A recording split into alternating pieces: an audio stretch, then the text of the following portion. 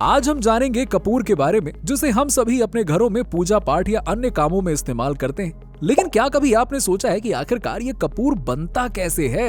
क्या इसे किसी केमिकल से तैयार किया जाता है या फिर इसे लकड़ी से बनाया जाता है? आज हम आपको बताएंगे कपूर बनाने की पूरी प्रोसेस क्या होती है और हाँ, इसे फैक्ट्री में कैसे तैयार किया जाता है। चलिए शुरू करते हैं।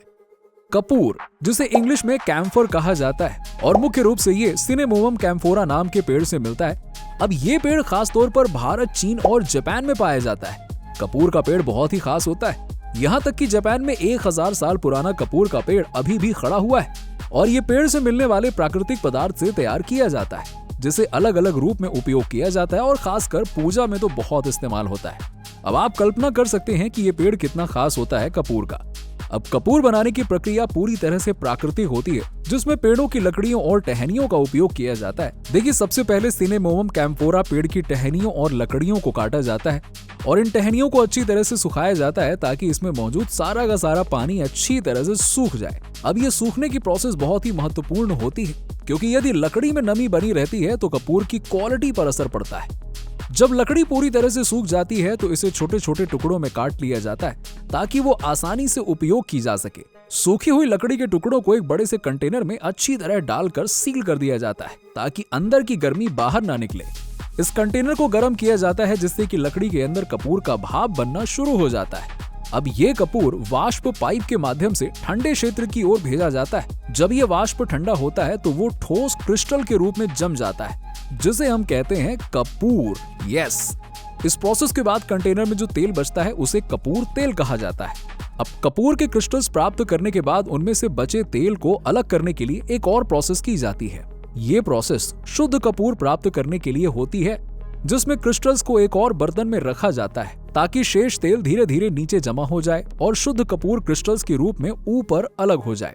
अब इसके बाद इन क्रिस्टल्स को सूखे कपूर के रूप में उपयोग के लिए तैयार किया जाता है और इस शुद्ध कपूर को पाउडर के रूप में बदलने के लिए एक विशेष मशीन में डाला जाता है। अब ये मशीन तेजी से काम करती है और कपूर को बारीक पाउडर के रूप में तैयार करती है। इसके बाद हम पाउडर को टैबलेट्स के रूप में ढालने के लिए एक और मशीन में डाल देते हैं। ये मशीन बहुत तेज होती है और 1 सेकंड में कई टैबलेट्स तैयार करती है दनादन स्पीड से। और इस पूरी प्रोसेस के दौरान ये सुनिश्चित किया जाता है कि टैबलेट्स की क्वालिटी बनी रहे और उसमें कोई कमी ना आए। अब देखिए, जब कपूर की गोलियां तैयार हो जाती हैं ना, तब उन्हें पैकेजिंग के लिए भेज दिया जाता है। पैकेजिंग प्रोसेस में ये ध्यान रखा जाता है कि हर पैकेट में समान मात्रा में टैबलेट्स हों। इन टैबलेट्स को छोटे पैकेट्स में पैक किया जाता है ताकि वो टूटे या खराब ना हो। पैकिंग के दौरान पैकेट्स को इस तरह से सील किया जाता है कि कपूर की सुगंध और उसकी शुद्धता लंबे समय तक बनी रहे। इसके बाद इन छोटे पैकेट्स को बड़े बड़े बॉक्सों में रखा जाता है और इन बॉक्सेस पर कंपनी का ब्रांड, मात्रा और अन्य जानकारी प्रिंट कर दी जाती है, जिससे ग्राहक को हर पैकेट की पूरी जानकारी मिल सके। आखिरकार इन बड़े बॉक्सों को मार्केट में भेज दिया जाता है, जहां से वो दुकानों के माध्यम से हमारे घरों तक पहुंचते हैं। वैसे आपको बता दें कि आजकल कपूर का पाउडर भी अलग से बाजार में उपलब्ध है, जिससे कि लोग अपना छोटा व्यापार शुरू कर सकते हैं। वैसे कपूर का पाउडर खरीद कर और एक साधारण सी मशीन की मदद से लोग खुद भी तो टैबलेट बना सकते हैं और उन्हें बाजार में बेच सकते हैं।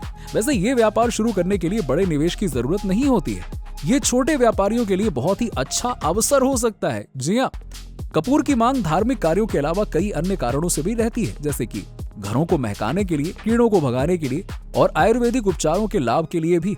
इसीलिए यदि कोई व्यक्ति इस व्यापार में उतरना चाहता है तो उसे एक स्थायी और लाभकारी व्यवसाय की संभावना मिल सकती है। तो दोस्तों, ये थी कपूर बनाने की पूरी प्रोसेस। अब जब आप भी कपूर को जलाएं तो आपको पता होगा कि इसे आखिरकार बनाया कैसे जाता है और इसके पीछे कितनी मेहनत लगती है। हमें उम्मीद है कि आपको आज का ये वीडियो पसंद आया होगा। अगर आपको ये जानकारी अच्छी लगी हो तो इस वीडियो को लाइक करें और अपने दोस्तों के साथ में शेयर करें और चैनल को सब्सक्राइब करना ना भूलें। धन्यवाद। जल्दी मिलते हैं आपसे एक और नई रोचक जानकारी के साथ। तब तक के लिए नमस्कार।